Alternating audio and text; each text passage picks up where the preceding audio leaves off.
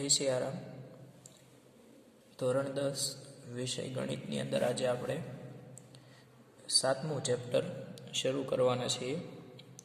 તો 7મા પ્રકરણનું નામ છે યામ ભૂમિતિ. હવે યામ ભૂમિતિ વિશે થોડો ઘણો ખ્યાલ જે છે આપણે 9મા ધોરણની અંદર શીખી ગયા. યામ ભૂમિતિની અંદર શું હોય તો કે યામ સમતલ દોરવું પડે. આ યામ સમતલની અંદર આપણે બે અક્ષ વિશેનો અભ્યાસ કર્યો હતો, એક્સ અક્ષ અને વાય અક્ષ. તો એને આપણે થોડુંક યાદ કરી લઈએ અને પછી આગળ ચેપ્ટરની શરૂઆત કરીએ. તો ધોરણ 10નું આપણું 7મું ચેપ્ટર ગણિતનું યામ ભૂમિતિ. હવે યામ સમતલ એટલે શું? તો આવી રીતની એક ઊભી રેખા હોય અને એક આડી રેખા હોય.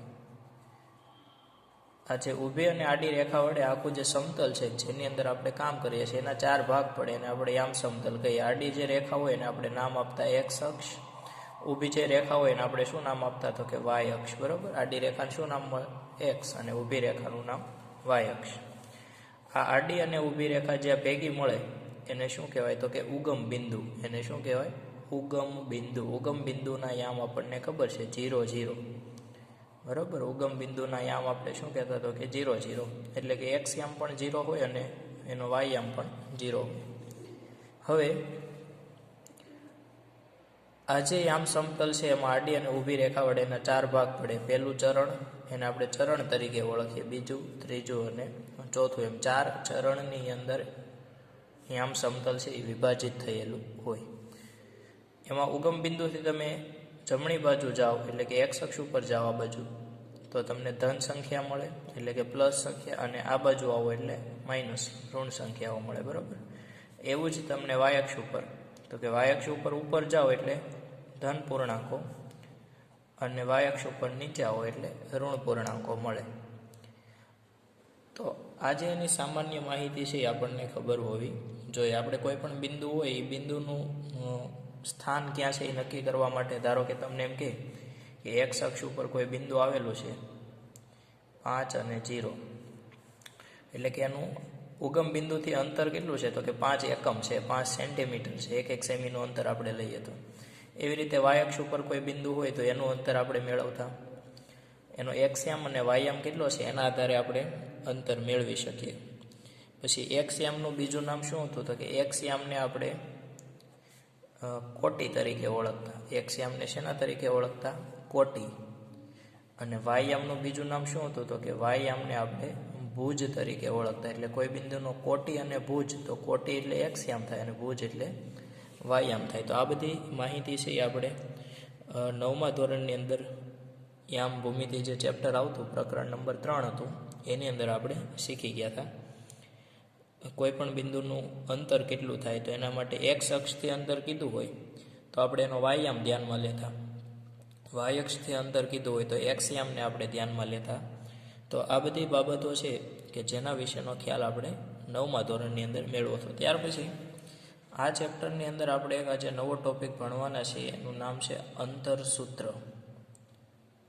આ અંતરસૂત્ર શું છે, એનો ઉપયોગ ક્યાં કરવો, એની મદદથી આપણે યામ સમતલમાં કોઈ પણ બે બિંદુઓ વચ્ચેનું અંતર કઈ રીતે મેળવી શકીએ એના વિશેની માહિતી આપણે આજે આ ચેપ્ટરની અંદર મેળવવાના છીએ. તો પહેલાં અંતરસૂત્ર કઈ રીતે બનાવવું એના વિશેની આપણે માહિતી મેળવી લઈએ, ત્યાર પછી એને અનુલક્ષીને આપણે આગળ દાખલા ગણશું. તો અંતરસૂત્ર એટલે શું? તો પહેલાં તો આપણને એ જ ખબર પડે કે અંતર તો કે કોઈ પણ બે બિંદુઓ હોય એની વચ્ચેનું અંતર. ધારો કે આપણું યામ સમતલ છે, આ હું એવું કહી દઉં કે વાય અક્ષ ઉપર કોઈ એક બિંદુ એ આવેલું છે, અને પછી એવું કહી દઉં કે આ એક્સ અક્ષ ઉપર ડાબી બાજુ એટલે કે અહીંયા કોઈ બિંદુ બી આવેલું છે. તો આ બિંદુ એ અને બી વચ્ચેનું અંતર કંઈક હશે સેન્ટીમીટરમાં. યામ સમતલની અંદર કામ કરશું એટલે અંતર આપણને શેમાં મળશે તો કે સેન્ટીમીટરમાં. તો એ બિંદુ એ અને બી વચ્ચેનું અંતર આપણે સીધું જ મેળવવું હોય તો એના માટે આપણે આ ચેપ્ટરની અંદર અંતરસૂત્રનો ઉપયોગ કરીશું. તો અંતરસૂત્રની મદદથી કોઈ પણ બે બિંદુ વચ્ચેનું અંતર કઈ રીતે મેળવવું એના વિશેની આપણે માહિતી મેળવીએ. તો ધારી લઈએ આપણે, ધારો કે યામ સમતલમાં કોઈ બે બિંદુઓ આપેલા છે, બિંદુ એ અને બિંદુ બી. જેમ આપણે અહીંયા જોયું આ યામ સમતલ હતું તો એમાં કોઈ એક બિંદુ એ છે અને કોઈ બીજું બિંદુ બી છે. આ બે બિંદુઓ વચ્ચેનું અંતર આપણે કઈ રીતે મેળવવું? તો કે યામ સમતલમાં આવેલા, આવી રીતે લખવાનું, યામ સમતલમાં આવેલા કોઈ પણ બે બિંદુઓ એ અને બી વચ્ચેના અંતરને આપણે એ બી વડે દર્શાવશું. શેના વડે દર્શાવશું? તો કે એ બી. તમને એવું પૂછે કે એ બી મેળવો, તો આનો અર્થ બિંદુ એ અને બિંદુ બી વચ્ચેનું અંતર થાય. એનો અર્થ શું થાય? તો કે બિંદુ એ અને બિંદુ બી વચ્ચેનું અંતર. હવે એવું પૂછે કે એથી બીનું અંતર કેટલું? તો આપણે એને એ બી કહીએ. આ સમજો. તમને એવું પૂછે કે એથી, ધારો કે આપણે હું અહીંયા તમને ઉદાહરણ આપું કે આપણું એક બિંદુ એ છે અને એક બીજું બિંદુ બી છે, અને એમ કહે કે એથી બીનું અંતર કેટલું? તો આપણે શું કહીએ? તો કે એ બી. કોઈ પણ હોય, 5 સેમી, 10 સેન્ટીમીટર, 4 સેમી. હવે ઊંધું પૂછે કે બીથી એનું અંતર કેટલું? બિંદુ બીથી બિંદુ એનું અંતર કેટલું? તો બી એ. સમજો ખાસ, એથી બીનું અંતર તો એ બી, અને બિંદુ બીથી બિંદુ એનું અંતર તો બી એ. પણ આ બંને અંતર તો સરખા જ થાય ને. હું એમ કહું કે અહીંયા કોઈ એક વ્યક્તિ એ છે, અહીંયા કોઈ બીજી વ્યક્તિ બી છે, એ બંને વચ્ચેનું અંતર 10 મીટર છે. તો બિંદુ એથી બીનું અંતર કેટલું? તો કે 10 મીટર. પછી ઊંધું પૂછે કે બિંદુ બીથી બિંદુ એનું અંતર કેટલું? તો એ 10 મીટર જ થાય. એટલે એથી બીનું અંતર માપો કે બીથી એનું, એટલે કે એ બી બરાબર બી એ થાય. એ બી બરાબર શું થાય? બી એ. એટલે કે એથી બીનું અંતર અને બિંદુ બીથી બિંદુ એનું અંતર, એ બંને અંતર કેવા હોય? સરખા જ હોય. અને અંતર છે એ હંમેશા ધન સંખ્યા જ મળે. અંતર હંમેશા કેવું મળે? ધન સંખ્યા. હવે ઘણી વખત એવું થશે કે અંતર આપણને ઋણ સંખ્યા મળ્યું, તો અંતર ક્યારેય ઋણ હોઈ શકે નહીં એવું આપણે શીખી ગયા, બરાબર? તો અંતર ધન જ હોય એના માટે આપણે એક નવો શબ્દ છે માનાંક. કયો શબ્દ છે? માનાંક. એટલે માનાંકનો ઉપયોગ કરવાનો. ધારો કે આવું હોય 3 - 5, અને બંને બાજુ આવા લીટા હોય તો આનો અર્થ તમારે માનાંકમાં વાંચવાનું. શું વાંચવાનું? માનાંકમાં 3 - 5.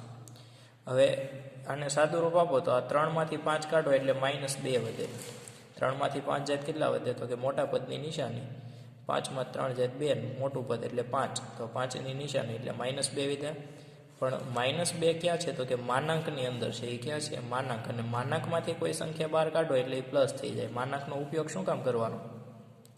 તો માનાંક એટલે કોઈ પણ સંખ્યા હોય એનું ધન મૂલ્ય દર્શાવે. તો આપણે જે અંતર માપવાના થશે એ અંતરને દર્શાવવા માટે આ એક માનાંકનો ઉપયોગ કરશું. માનાંકનો ઉપયોગ શું કામ? તો કે અંતર હંમેશા ધન જ હોય. અંતર હંમેશા કેવા હોય? ધન સંખ્યા. અંતર આપણે ક્યારેય ઋણ સંખ્યા તરીકે લઈ શકીએ નહીં. એટલે આપણે અંતરને હંમેશા માનાંકની મદદથી દર્શાવવાનું. તો હવે આપણે અંતર સૂત્રનો ઉપયોગ કેમ કરવો? તો અંતર સૂત્રનો ઉપયોગ કરવા માટે આપણે કોઈ બે બિંદુઓ ધારી લઈએ. ધારો કે બે બિંદુઓ લઈ લો, બિંદુ એ અને બિંદુ બી. તો આગળ જોઈએ આપણે. ધારો કે કોઈ એક બિંદુ છે એ બિંદુ એના યામ છે x1 અને 0. યામ સમતલમાં કોઈ એક બિંદુ એ છે, એના યામ છે, પહેલો યામ x1 એટલે કે x યામને આપણે x1 કહીએ, અને y યામ 0. y યામ કેટલો છે? 0. અને કોઈ બીજું બિંદુ હું કહું b. બીજું બિંદુ કયું છે? તો કે b. બીના યામ છે x2 અને 0. એટલે કે એનો x યામનો આપણું x2 ધારી લીધો અને y યામ કેવો છે? 0. તો બંનેના y યામ 0 છે. હવે બિંદુ a અને બિંદુ b ની વચ્ચેનું અંતર એટલે કે અંતર સૂત્ર ab. આ ab નો અર્થ શું થાય? તો કે બિંદુ a અને બિંદુ b વચ્ચેનું અંતર. a યામ કયો? તો કે x1 અને 0, અને બિંદુ b કયું? તો કે x2 અને 0. તો a અને b વચ્ચેનું અંતર એટલે કે ab બરાબર, અને આપણે લખવું હોય તો માનાંકની અંદર x1 - x2. માનાંકની અંદર x1 - x2 એટલે કે બિંદુ a ના x યામમાંથી બિંદુ b નો x યામ બાદ કરવાનો, અથવા આવું પણ લખી શકો x2 - x1 એટલે કે x2 માંથી x1 કાઢવાનો, તો અહીંયા b એ થઈ જાય. આ ab એટલે a થી b સુધીનું અંતર x1 - x2. b a એટલે b થી a સુધીનું અંતર, પણ ab બરાબર તો b જ છે.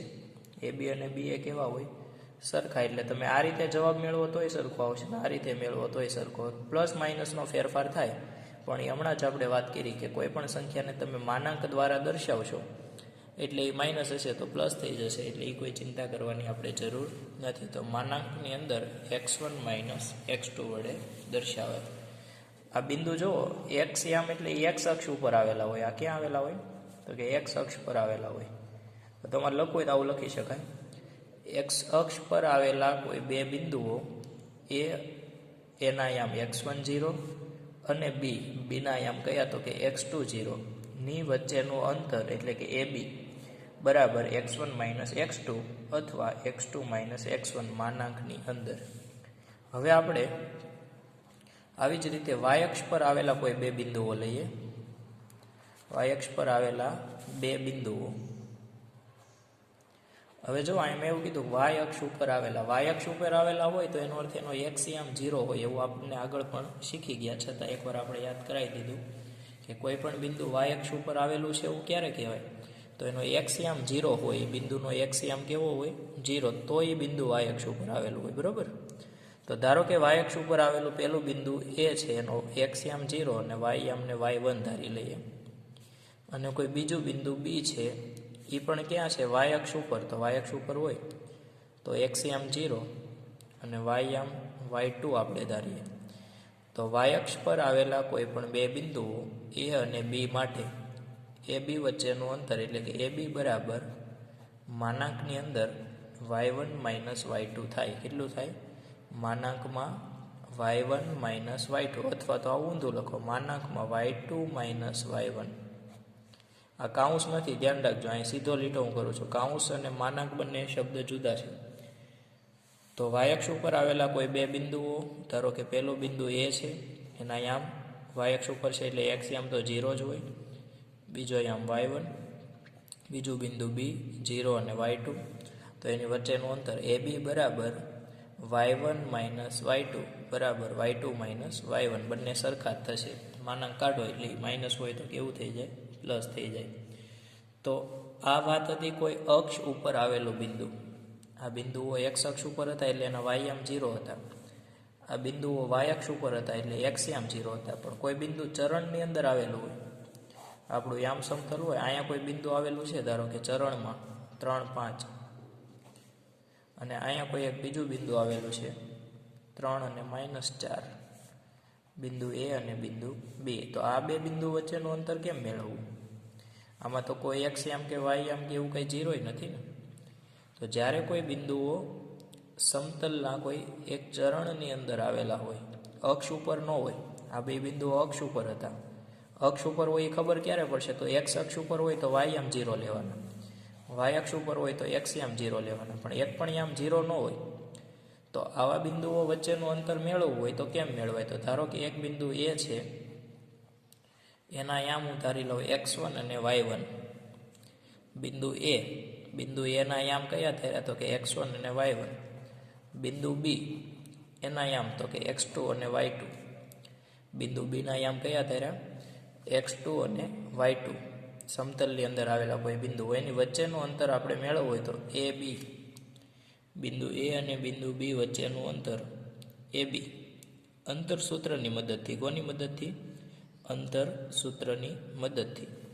તો એ અંતર આપણે AB મેળવવું હોય તો આવી રીતે તમે મેળવી શકો, x1 માઇનસ x2 આખા કાઉન્સનો વર્ગ, પહેલાં x1 x2 એટલે બેનો x યામની બાદબાકી અને એનો વર્ગ કરવાનો, પ્લસ પછી સરવાળાની નિશાની, પછી બંનેના y યામની બાદબાકી y1 માઇનસ y2 એનો પણ વર્ગ, y1 માઇનસ y2 એટલે બિંદુ A નો y યામ માઇનસ બિંદુ B નો y યામ એટલે y1 માઇનસ y2 એનો વર્ગ, અને આ આખાનું પાછું વર્ગમૂળ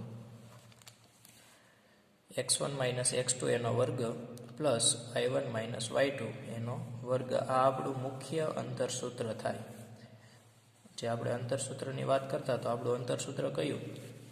તો યામ સમતલમાં આવેલા કોઈ બે બિંદુઓ A અને B, એના યામ તો કે x1 અને y1, બીના યામ તો કે x2 અને y2.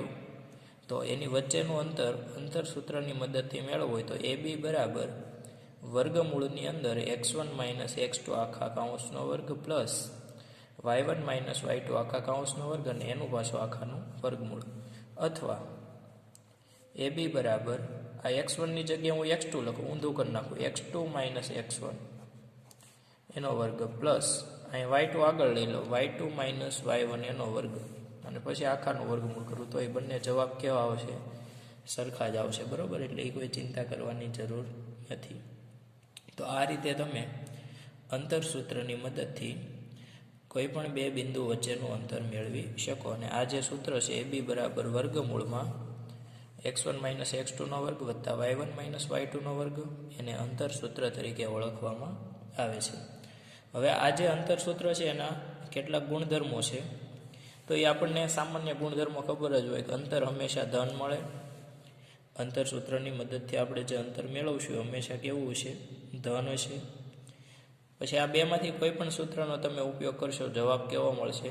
સરખો જ મળશે. પહેલાં x1 લ્યો કે x2 લ્યો, બંનેમાં જવાબ સરખો, કેમ કે છેલ્લે આપણે માનાંક લઈ લેવાનો છે, અને માનાંક લેશો એટલે તમને જે જવાબ મળશે એ હંમેશા ધન મળશે. તો આ અંતરસૂત્રની મદદથી તમે યામ સમતલમાં આવેલા કોઈ પણ બે બિંદુઓ વચ્ચેનું અંતર મેળવી શકો.